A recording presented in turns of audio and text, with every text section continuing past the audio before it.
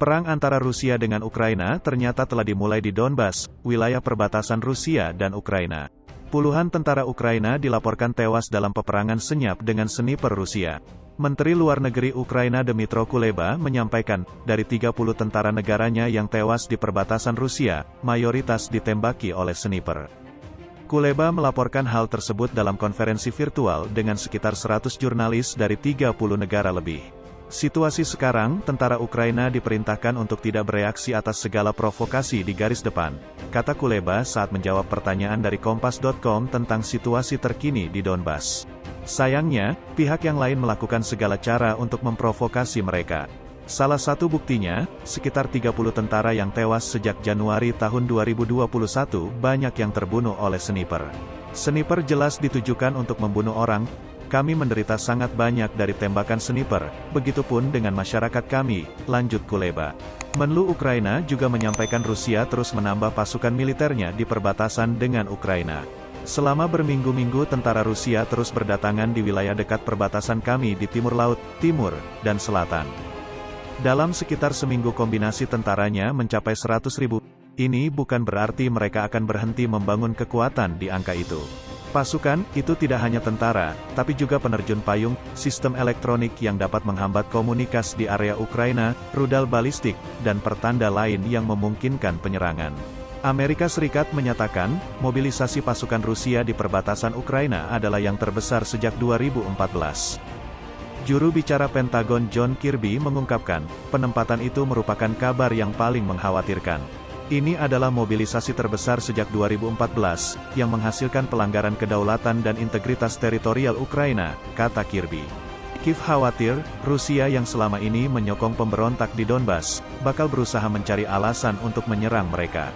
Sejak dimulai 7 tahun silam, perang di Donbas sudah membunuh 13.000 orang dan membuat 1,5 juta warga mengungsi. Ukraina diprediksi jatuh ke tangan Rusia. Ukraina diprediksi bakal habis-habisan melawan Rusia dalam perang di perbatasan.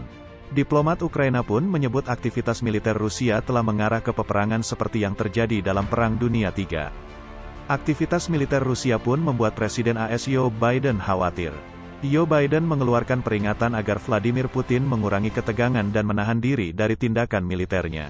Jika Rusia terus mengganggu demokrasi kita, saya siap untuk mengambil tindakan lebih lanjut untuk menanggapi. Sekarang adalah waktunya untuk menurunkan ketegangan, kata Biden. AS juga telah membatalkan pengerahan 2 kapal perang ke Laut Hitam pada tanggal 14 April untuk menghindari eskalasi situasi yang tidak perlu. Kremlin sebelumnya telah memperingatkan kapal perang AS untuk menghindari Crimea, demi kebaikan mereka sendiri, dan telah menutup sebagian Selat Kerch dalam upaya untuk memblokir kapal perang asing agar tidak mencapai Ukraina. Sersan Sasha Iovenko, seorang tentara Ukraina di garis depan perbatasan timur, mengaku telah melihat peningkatan jumlah pasukan Rusia di perbatasan. Kami bisa melihat peningkatan jumlah pasukan dan peralatan di perbatasan kami, tapi kami tidak bisa memastikannya. Kami tidak dapat membuat ramalan apapun. Tapi mereka membawa kelompok taktis batalion ke perbatasan kami.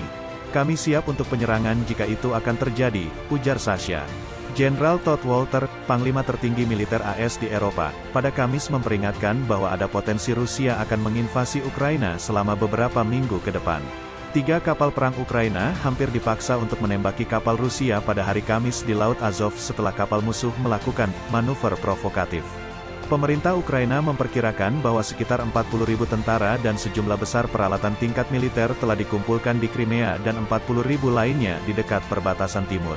Presiden Ukraina Volodymyr Zelensky mengunjungi Paris pada tanggal 15 April untuk membahas negosiasi perdamaian 4 arah dengan Emmanuel Macron, Angela Merkel, dan Vladimir Putin. Saya bertekad agar kami berempat bisa terhubung. Masalah situasi keamanan di timur Ukraina dan pendudukan wilayah kami. Ini adalah masalah yang diselesaikan pada pertemuan N4, Normandia, di mana 4 pemimpin menyelesaikan masalah, ujarnya.